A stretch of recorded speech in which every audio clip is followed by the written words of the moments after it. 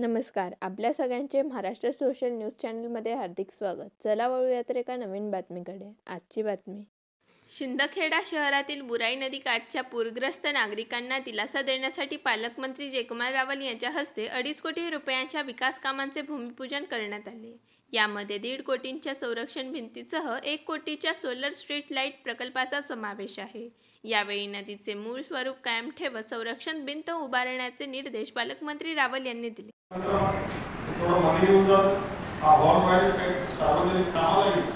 प्रत्येक ठिकाणी महत्त्वाच्या ठिकाणी रोडच्या कनेक्टिव्हिटी असलेलं असे जागा बघून नगरपालिकेचं अस्तित्व हे आपल्याला स्थापन करावं लागेल. एक सुंदर कार्य आपल्याला उभं करावं लागेल. कारण लक्ष्मी आणि सरस्वती स्वच्छ आणि सुंदर जागेवर जाणार आता बोधचिन्ह झालंय. आता पुढे बिल्डिंग आपली उभं करूया अशा प्रकारचा विचार आपण केला पाहिजे.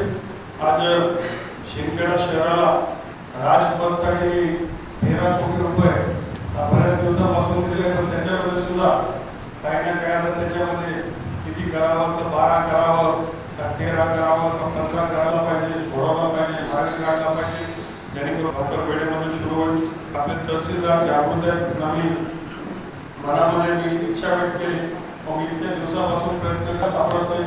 मी तहसीलदारांना कामाला लावलं. अनेक तहसीलदार होऊन गेले, पण देवरे साहेबांनी मात्र ते मनावर घेतलं आहे. भाऊ तुमचं ही मनाची इच्छा आहे, मी जागा शोधून देईल.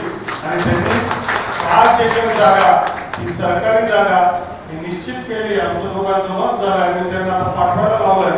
आणि त्याच्यामध्ये शिंदखेडा शहरासाठी एक सुंदर क्रीडा संकुल ते उभं करण्याचे काम आता तिथे 5 एकरवर होणार.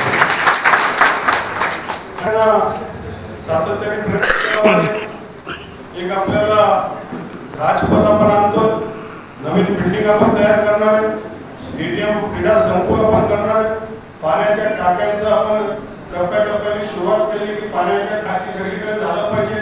म्हणजे आपल्याला ते आपलं मुख्य स्वप्न आहे. रोज नाही पण एक दिवस आड, आज सोडून उद्या, उद्या सोडून परवा, असं म्हणजे एक दिवस आड, आज दिलं उद्या सोडून परवा, असं आपल्याला एक दिवस आड या शिंदखेड्याच्या सगळ्या लोकांना स्वच्छ आणि फिल्टर पाणी हे आपल्याला देता यायला पाहिजे. हा प्रयत्न आपला सातत्याने आपल्याला करावा लागेल. शेवटी हा त्याच्यामध्ये तुम्ही रथ दाखवलेला जगन्नाथाचा रथ आहे. नंतर जगन्नाथाचा रथ 1 करोड रुपये घेतला जाणार. आता शिंदखेड्याचं गाव एकत्रित आलं आणि 2 गणगोळा लावून सगळ्यांनी मिळून बालाजी काय आपण म्हणतो. बातमी आवडल्यास चॅनलला लाईक व सबस्क्राईब करा व दररोज अशा नवनवीन बातम्या पाहण्यासाठी चॅनलला फॉलो करा. धन्यवाद.